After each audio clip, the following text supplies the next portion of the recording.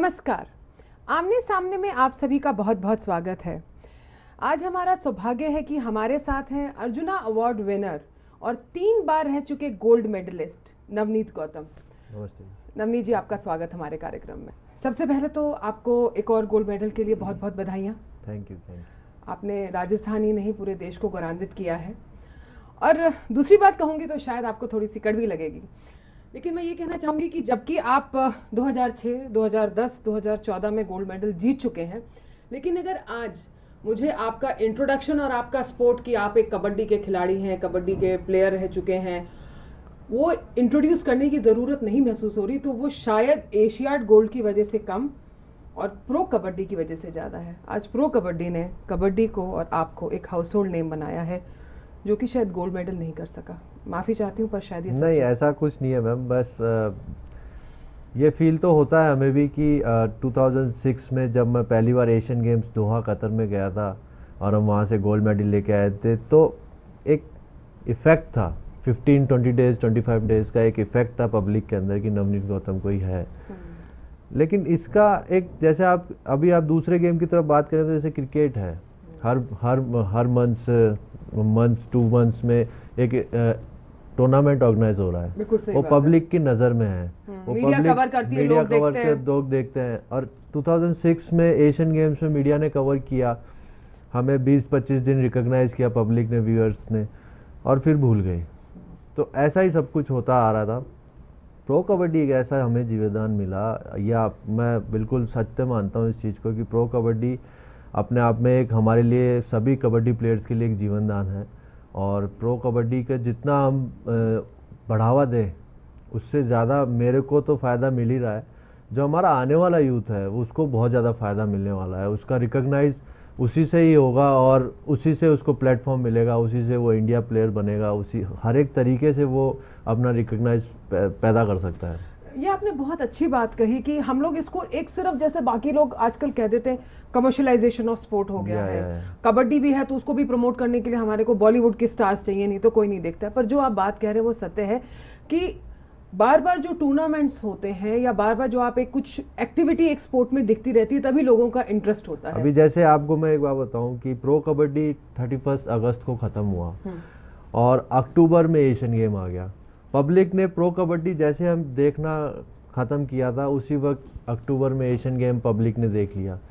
अब next 3 months में अगर कोई दूसरा टूर्नामेंट्स आ जाता है तो पब्लिक हमें क्यों भूलेगा? बिल्कुल सही हमें बात है। और ज़्यादा उसको व्यूअरशिप मिलेगी, हमें और ज़्यादा पब्लिक की तरफ से प्रोत्साहन मिलेगा, हमें और ज़्यादा रिकॉग्नाइजेशन मिलेगा। और देखिए, रिकॉग्निशन तो स्पोर्ट्स के मोटिवेशन के लिए बहुत ज़रूरी है, नहीं तो वही कहते हैं ना कि आप लोग भी एक तरह के, this is an art, you know, it's a form of art. तो एक स्पोर्ट्स पर्सन को भी तो रिकॉग्निशन चाहिए, प्रोत्साहन चाहिए, लोगों का प्यार चाहिए, और जब वो कहीं ना कहीं गुम हो जाता है तो अंदर से मन टूटता है। जी, आपकी बात बिल्कुल सही है। बस मैं इतना सा ये कहना चाह रहा था कि मैं हमेशा कहता आया हूँ, हर एक, मैं जहाँ पे भी जाता हूँ वहाँ मैं मीडिया से सिर्फ यही बोलता हूँ कि प्लीज़ आप हमें भूलिएगा नहीं हमारे साथ रहिए, ताकि 15 डेज़ 20 डेज़ तक तो आप हमारे साथ रहते हैं, फिर आप भी ऐसे कहते हैं कि यार कब तक मैं इनको रिकॉग्नाइज करता रहूँगा और आप पब्लिक को दिखाता रहूँगा।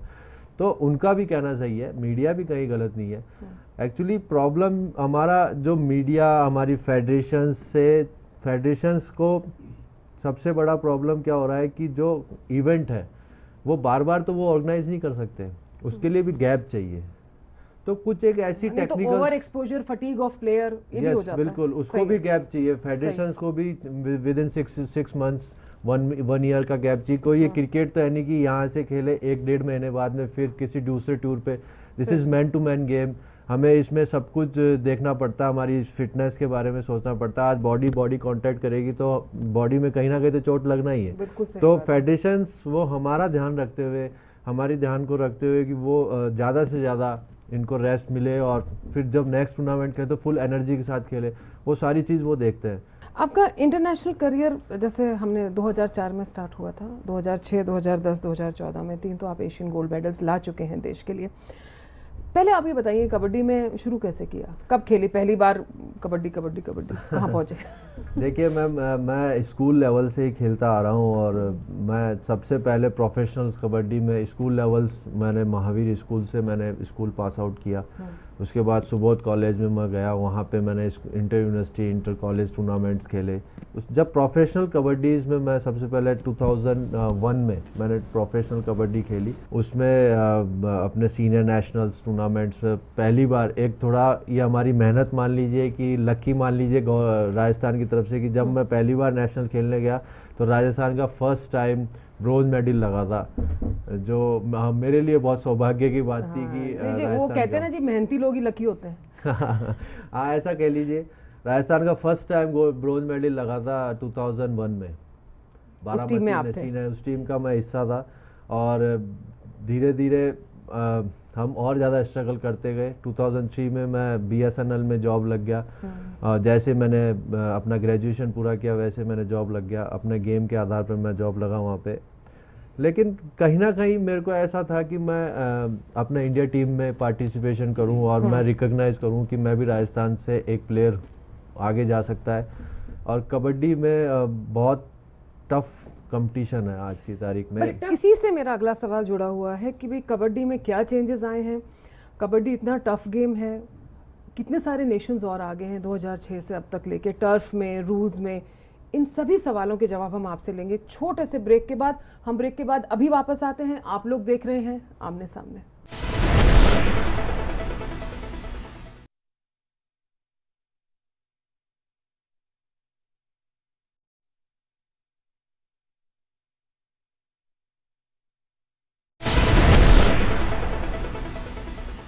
ब्रेक के बाद आप सभी का स्वागत है। हर खेल में बदलाव आता रहता है, वो रूल्स वो रेगुलेशंस वो नहीं रहते जब वो शुरू हुआ था। आइए जानते हैं नवनीत जी से कि कबड्डी में आपने क्या बदलाव देखा है 2006 से अभी तक। क्या कुछ मोटे मोटे रूल्स चेंज हुए हैं या वही है जैसे हम लोगों ने खेली थी? जी बहुत ज़्यादा ही रूल चेंजेस हो गए हैं। और पहला आपने मिट्टी पे कबड्डी खेली होगी, अभी मैट पे कबड्डी खेली जा रही है। क्या फ़र्क पड़ा उससे? उसमें स्पीड का बहुत ज़्यादा फ़र्क पड़ गया है, मैच बहुत ज़्यादा फास्ट हो गया है और बॉडी कॉन्टेक्ट ज़्यादा हो गया है। सबसे बड़ी बात कि जैसे मिट्टी पे हम गिरते थे तो कभी छिलना कभी क्या होना, और एक कहते हैं कि एक सबसे बड़ी प्रॉब्लम क्या थी फेडरेशंस के अंदर, इंटरनेशनल फेडरेशंस के अंदर, कि हमें कंट्रीज़ को जोड़ना था। तो हमारे जो प्रेसिडेंट साहब हैं श्री जनार्दन सिंह जी गहलोत, उन्होंने ये सोचा कि अगर मैं कंट्रीज़ को जोड़ते हैं हम, हमारी टेक्निकल कमेटीज़ अगर कंट्रीज़ में अदर कंट्रीज़ में जाके अगर इसको रिकॉग्नाइज़ करें तो किस तरीके से करें। मिट्टी पे खेलना और कई कंट्रीज़ पसंद नहीं करती थी, वो ज़्यादा ही सैंड का पसीने के अंदर बहुत ज़्यादा गंदा हो जाना और ये सब, तो वो सारा पसंद नहीं था। तो टेक्निकल कमेटीज़ ने डिसाइड किया कि क्यों ना कबड्डी को मैट पे लाया जाए, यूनिवर्सली एक्सेप्टेबल बनाने के लिए। बिल्कुल बिल्कुल सही बात है। तो उस तरीके से उन्होंने एक ये क्वेश्चन अपना वहाँ पे डाला। 2002 के अंदर जब बुसान के अंदर एशियन गेम हुआ, तो वहाँ पे पहली बार इंटरनेशनल फेडरेशंस ने वहाँ पे मैट पे कबड्डी करी और बहुत अच्छा टूर्नामेंट सक्सेस हुआ। उसके बाद धीरे धीरे धीरे धीरे हर एक जगह कंट्रियाँ जुड़ती गई। जो पहले मैट पे, फिर एक बात आने लगी कि पैर स्लिप हो रहे हैं, बिल्कुल हो रहे हैं कि भाई पैर स्लिप हो रहे हैं, ये हो रहा है, तो उसके लिए एक मैट शूज़ का इंतज़ाम करा गया। स्पेशल कबड्डी के लिए मैट शूज़ आने लग गए।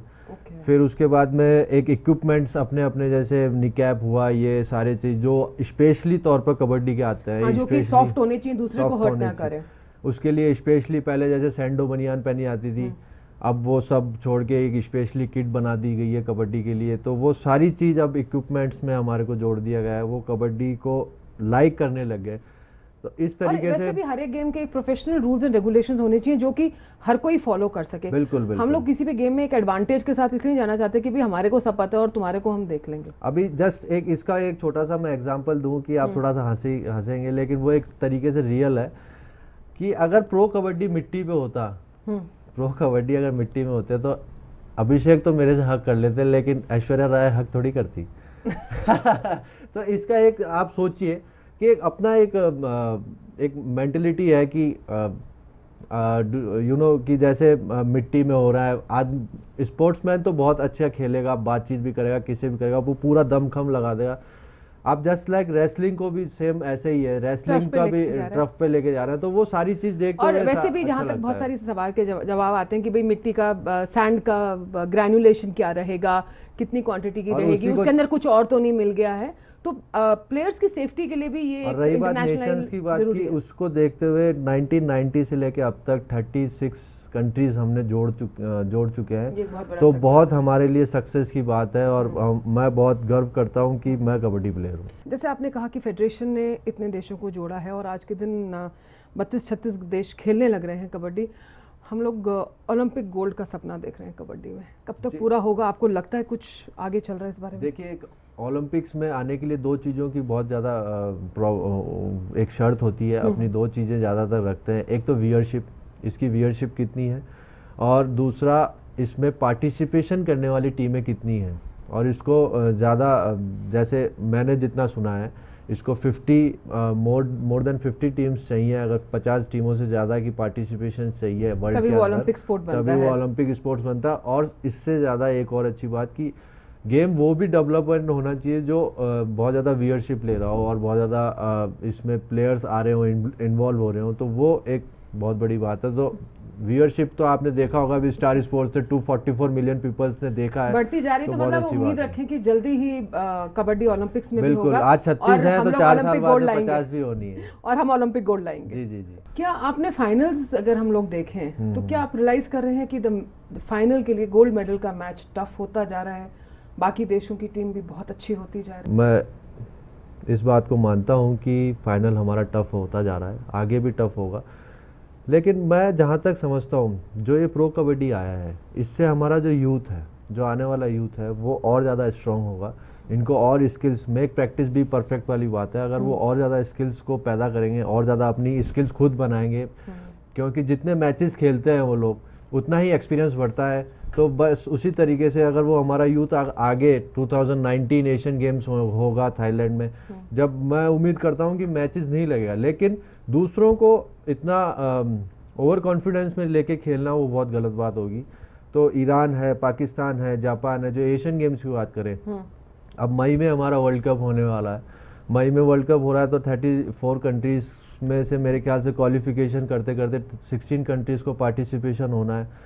तो वो जो 16 कंट्रीज़ है, यूके है, अच्छा टीम है, पिछली बार वर्ल्ड कप में ब्रॉन्ज मेडलिस्ट बना था। तो ये सारी जो टीमें हैं धीरे धीरे अपने आप को प्रोग्रेस कर रही है, और वहाँ की गवर्नमेंट भी ये चाहती है कि कबड्डी को कैसे प्रोग्रेस करा जाए। जैसे आपने अभी कहा कि भाई प्रो कबड्डी आएगा तो स्किल्स डेवलप होंगे और ये सारी चीज़ें होंगी, तो अगर हम लोग कबड्डी के लिए स्किल्स की बात करते हैं तो कौन सी स्किल्स की ज़रूरत है? क्योंकि देखिए, बाकी अगर हम लोग कोई भी गेम लेते हैं, किसी भी तरह का गेम लेते हैं, तो हर जो प्लेयर है वो अपने दायरे में, अपने ग्राउंड पे खड़ा होकर खेलता है।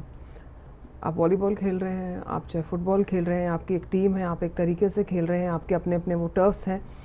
लेकिन कबड्डी एक अकेला ऐसा स्पोर्ट है जिसमें कि आप अकेले अपने दायरे से निकल के and so called enemy camp में जाते हैं और वहाँ जाके आपको लड़ना पड़ता है। तो ये सिर्फ एक फिजिकल स्ट्रेंथ नहीं हो सकती।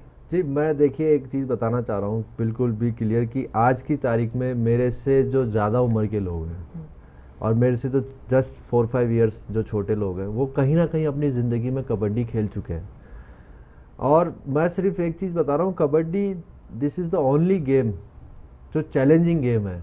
एक बंदा 7 बंदों को चैलेंज करके जाता है कि मैं आ रहा हूँ, मुझे पकड़ के दिखाओ, और तुम्हारे क्षेत्र में आ रहा हूँ, तुम्हारे घर में आ रहा हूँ और मैं पॉइंट लेके जाऊंगा। तो इससे बड़ा चैलेंज की क्या बात होगी? उसमें एक रोमांच छुपा रहता है, हर सेकंड रोमांच रहता है। 30 सेकंड की एक रेड है, उस 30 सेकंड में एक रोमांच रहता है कि अब क्या होने वाला है, अब क्या होगा, अब किस तरीके से होगा। जैसे आपने प्रो कबड्डी देखा, तो उसमें मैं आपको एक जानकारी और देना चाहता हूँ कि जो स्किल्स की आपने बात करी, स्किल्स न्यू बच्चों के लिए, नए जो आ रहे हैं, उनको सबसे बड़ी प्रेरणा कहाँ से मिल रही है? वो हमारे साथ खेल रहे हैं, पहली चीज़ तो।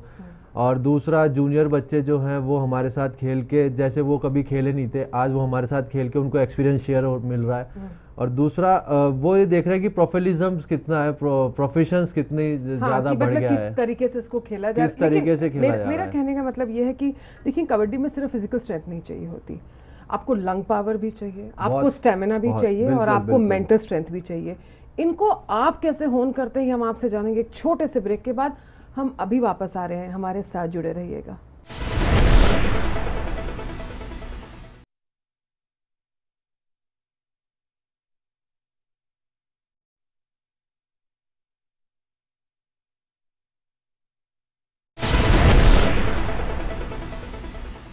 ब्रेक के बाद आप सभी का स्वागत है। कुछ ऐसे खेल हैं जिनको हम लोग बचपन से खेलते आए हैं, चाहे वो कबड्डी हो, चाहे हमने अपने गांव में कुश्ती वगैरह देखी हो। हमें नहीं लगता कि इसके लिए कोई खास तैयारी की ज़रूरत है। इसके लिए क्या तैयारी करनी है, जाओ और अपना शुरू कर दो। लेकिन ये सत्य नहीं है। जैसे आपने कहा कि प्रोफेशनलिज्म बहुत ज़रूरी है, हमारे को एक तरीके से उस चीज़ को टैकल करना पड़ेगा। 1 बाय 1 लेते हैं। आप अपनी डाइट या न्यूट्रिशन के ऊपर किन चीज़ों का खास ध्यान रखते हैं? सबसे ज़्यादा हम ऑयली चीज़ को अवॉइड करते हैं, और जो हमारे को ज़्यादा आजकल जैसे हम ऑर्गेनिक फूड्स को ज़्यादा अप्लाई करते हैं। और रही बात नॉनवेज की, तो नॉनवेज में हम बॉयल चिकन मटन्स का ज़्यादा इस्तेमाल करते हैं, फ्राई को कम करते हैं, ताकि जो हमारा एक ब्रीथिंग सिस्टम है वो ज़्यादा फैटी सिस्टम है वो ज़्यादा ना हो, क्योंकि कबड्डी के अंदर 80 किलो से ज़्यादा हम बिलो 80 खेलना पड़ेगा। प्रो कबड्डी में 85 केजी बिलो है। अगर ज़्यादा खाएंगे तो ऊपर ज़्यादा नहीं खेल पाएंगे। तो वो सारा जो न्यूट्रिशन भी प्रॉपर चाहिए हमें, उसके लिए प्रोटीन्स चाहिए हमें, जस्ट लाइक आजकल कोई न्यूट्रिशनिस्ट वगैरह आपको एडवाइस करते हैं? बिल्कुल बिल्कुल, हमारे जो फिजियोथेरेपिस्ट है, हमारे जो डॉक्टर्स हैं वो हमें, स्पोर्ट्स डॉक्टर्स हैं वो हमें न्यूट्रिशन प्रोवाइड करते हैं कि आप ये लीजिए, आपको बहुत फ़ायदा होगा। डेफिनेटली फ़ायदा होता है। अब मैं जहाँ बात करती हूँ लंग पावर की, क्योंकि कबड्डी में आपको जैसे आपको अगले के खेमे में जाना है, आपको उनको जो 1 या 2 खिलाड़ी जिनको भी आप छू के वापस अपने खेमे तक पहुँचना है, और ये सारी चीज़ें आपको एक सांस में करनी है। देखिए, तो ये लंग पावर आप कैसे बढ़ाते हो? कबड्डी का एक सबसे बेसिक आपको 4 चीज़ों पे बहुत ज़्यादा डिपेंड करता है।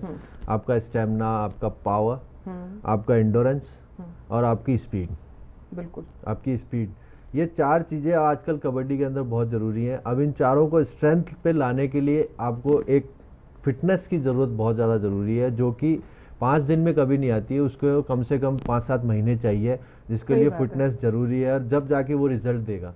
तो वो सारी चीज़ों को, जैसे लंग्स पावर जिसकी आप बात कर रहे हैं, वो सब एंडोरेंस के ऊपर डिपेंड करता है कि आपका एंडोरेंस कितना है, किस तरीके से आप अपने आप को बता सकते हैं। तो वो जब मान लीजिए कि उसकी जो मैच है हमारा 40 मिनट्स का है, अगर वो बंदा नॉन स्टॉप 1 आवर 30 मिनट तक खेल सकता है, तो 40 मिनट्स अपने आप खेलेगा। तो उसको उस तरह की ट्रेनिंग दी जाती है कि प्रैक्टिस के अंदर वो 1.5 आवर खेलता है, और जितनी फिटनेस वो बाहर कर रहा है, जितना एंडोरेंस वो अपना बाहर निकाल रहा है, पावर, उसमें पावर जैसे जिम करना, अपना एंडोरेंस मैन टू मैन अपनी पावर लगाना, वो सारी एक टेक्निक जो है वो कोच कराता है। उनका शेड्यूल होता है एक अपना तरीके का।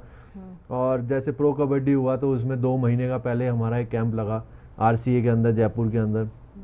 तो उसमें काफ़ी हमने बहुत अच्छी प्रैक्टिस करी, हर तरह की स्ट्रेंथ। और एक चीज़ और बताना चाह रहा हूँ कि कोई ऐसा गेम जिसमें आपने देखा हो कि जैसे एक बंदा खड़ा है सामने और वो आपको चैलेंज करके आ रहा है कि मुझे पकड़िए आप, मैं, और हमें भी उसको पकड़ना है क्योंकि मैच जीतना है। तो विद इन माइनर सेकंड्स के अंदर हमें ये डिसीजन लेना है कि अभी बंदे ने क्या करना है और मेरे को किस तरह से कैचेस करनी है। तो ये कि सेंसिबिलिटी भी बहुत ज़रूरी है, आपका टीम वर्क भी बहुत ज़रूरी है। क्योंकि कई बार ऐसा लगता है कि भाई एक टीम वाले ने शायद मिस टाइम करके पकड़ लिया और बाकियों ने उसका साथ नहीं दिया, वो लाइन क्रॉस कर जाता है और ये भी आउट हो जाता है। तो ये टीम वर्क कैसे बिल्डअप करते हैं, वो आपकी प्रैक्टिस की ड्यूरिंग होता है? ड्यूरिंग प्रैक्टिस, और हमारा जो कॉम्बिनेशंस है वो जो कैंप लगते हैं, वो कैंप इसीलिए लगाए जाते हैं क्योंकि जो टीम गेम होते हैं वो आपको कैंप में सिर्फ आपके कॉम्बिनेशंस को बनाए रखने के लिए, आपको लेफ्ट डिफेंडर, राइट डिफेंडर, कहाँ पे आपने खेलना है, तो वो जो ट्रस्ट पैदा करते हैं वो कैंप में और हमारी जो प्रैक्टिस है उसके अंदर पैदा होता है। तभी हम आपस में एक दूसरे से आंख बंद करके ही भरोसा कर सकते हैं। अभी तक हम लोग ये मानते थे कि भाई कबड्डी के लिए कोई इंफ्रास्ट्रक्चर की ज़रूरत नहीं है, अपने खेल के मैदान है, मिट्टी है, डंडी ली और अपना खींचा और अपने लाइन बीच में 2 खींची और खेलना शुरू कर दो, ठीक है। लेकिन जैसे अब आपने कहा कि वो मिट्टी वाली कबड्डी बाहर जा चुकी है, लेकिन फिर भी जो हमारे बहुत सारे बच्चे हैं जिनको अभी तक टर्फ या स्टेडियम में प्रॉपर, जो अगर कहीं पे, मुझे नहीं पता हमारे सवाई मान सिंह स्टेडियम में कोई अलग से जगह अभी तक कबड्डी के लिए है कि नहीं, जिन बच्चों को वो नहीं अभी तक सहूलियत मिल रही, लेकिन उन्होंने आपको देख के एक सपना देख लिया है, तो क्या वो कम से कम अपनी वहाँ पर तो प्रैक्टिस करनी शुरू करें, वहाँ पर तो अपना खेलना शुरू करें? हमने इसके लिए एक जद्दोजहद चालू कर दी है, और राजस्थान स्पोर्ट्स काउंसिल से मैं बहुत थैंक यू बोलता हूँ उनको कि बहुत एक टाइम बाद उन्होंने एक हमें मैट दिया है, जो कि 4 साल हमने रिक्वेस्ट करी है उनसे कि हमें एक मैट देना है, मैट इशू करिए आप प्लीज़। तो वो एक टाइम बाद उन्होंने दिए तो दी है, तो उसके लिए मैं बहुत बहुत थैंक्स बोलना चाहता हूँ राजस्थान सरकार अच्छा, को। ये सकारात्मक सोच रखते हैं, सही है। सकारात्मक सोच जरूरी है हमारे लिए, नकारात्मक सोच रखेंगे तो स्पोर्ट्समैन कभी नहीं बन सकते। सही बात। अब धीरे धीरे देखिए राजस्थान में कहाँ कहाँ किस किस जगह, क्योंकि एक जगह से काम नहीं चलने वाला है, तो राजस्थान में मैं चाहता हूँ ये थोड़ी कि जी हर बच्चा जो कबड्डी खेलना चाहता है वो और ये तो बहुत यंग एज से शुरू होता है, बच्चे 8, 9, 10 साल के कबड्डी खेले तो सारे जयपुर थोड़ी आएंगे। इसलिए मैं अपने आप को इसलिए इस्टेब्लिश कर रहा हूँ क्योंकि मैं जयपुर में रह रहा हूँ और जयपुर में रह के मैं ये काम कर, लेकिन मेरी सोच ये है कि राजस्थान गवर्नमेंट से मैं खुद बात करूंगा और बहुत रिक्वेस्ट करूंगा मैडम से मैं कि मैं फ्यूचर के अंदर एक कबड्डी एकेडमी खोलना चाहता हूं, ताकि हमारे जो बच्चे हैं वो मेरी कबड्डी एकेडमी में आए, राजस्थान का जो नाम रोशन करें। मैं चाहता हूं कि मेरे बाद भी कोई ऐसा बंदा खड़ा हो कि वो आज जैसे आप मेरा इंटरव्यू ले रहे हैं तो कल किसी और कबड्डी प्लेयर का ले, तो मेरा ये सोच है और मैं वो सोच अपनी सीएम साहब के सामने रखूँगा कि आप प्लीज़ मेरी हेल्प करिए और मुझे को एक एकेडमी की व्यवस्था कराइए, ताकि मैं आगे जाके राजस्थान को कोशिश कर सकूँ कि ये डेवलपमेंट दे सकूँ इस स्पोर्ट्स का। हाँ देखिए, बिकॉज बिल्कुल एक अगर कोई बहुत वेल टू डू फैमिलीज़ है वो तो फिर भी कहीं ना कहीं अपने स्पोर्ट्स की सहूलियत लेके खेल सकता है, लेकिन जो आम आदमी है और जो कि बहुत आगे तक जा सकता है, एक पैशन, एक जुनून, एक सपना लेके, उसके लिए स्पोर्ट्स का इंफ्रास्ट्रक्चर को की सहूलियत उनको देना ये सरकार का ही फर्ज बनता है। मैं एक चीज़ और बोलना चाहता हूँ कि देखिए हम कभी ये सोचते थे कि कबड्डी जो है वो एक हमारे लिए नॉर्मल गेम है और हर गरीब बच्चा खेलता है, सिर्फ गरीब बच्चा। आज वो मेंटलिटी चेंज हो गया है। आज जितना भी हम सोचते हैं कि कबड्डी गरीब बच्चा ही नहीं, अमीर लोग भी खेल रहे हैं और खेलना चाहते हैं, तो उनको उसी हिसाब से जैसे आज बहुत रॉयल फैमिलीज़ ज़्यादा से ज़्यादा आप गोल्फ खेलती हैं, आप टेनिस खेल रही हैं, फुटबॉल खेल रही हैं, क्रिकेट खेल रही हैं, हर बच्चा क्रिकेट की तरफ भाग रहा है।